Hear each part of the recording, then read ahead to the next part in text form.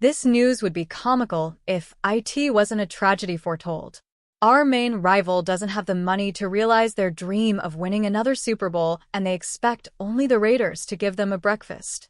They're really desperate if they think we're going to do this. Subscribe to the channel and leave your like. The Las Vegas Raiders are looking for the best possible option to trade Davante Adams this season.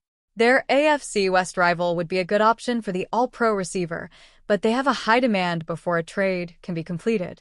The wide receiver was a problem on the Kansas City Chiefs' 2023 roster. The team's drop rate was the highest in the league. The Chiefs added veteran pass catcher Marquise Brown and rookie Xavier Worthy in the offseason to bolster the unit. Unfortunately for Kansas City, Brown is expected to miss months while recovering from surgery for a sternoclavicular injury suffered in the Chiefs' first preseason game. Second-year receiver Rashee Rice suffered a knee injury in Week 4, and there are concerns he could miss the rest of the season. The Chiefs, in the running for a three-peat in the Super Bowl, are in prime position to make an aggressive move to help wide receiver at the trade deadline, especially with tight end Travis Kelce having a slow start to the season. According to Diana Rossini of The Athletic, the Chiefs are interested in Adams, but not at his current market price.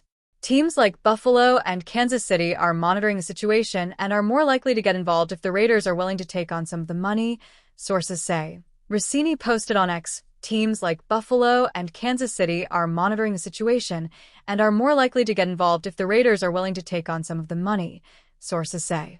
Adams is on the books for $13.5 million from Week 5 through the rest of the season.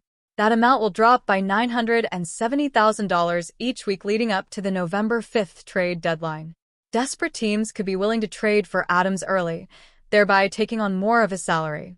The Bills and Chiefs appear to be patient in the trade market, wanting not only the $13.5 million the 31-year-old receiver is expected to pay, but for the Raiders to eat some of that money for the rest of the season.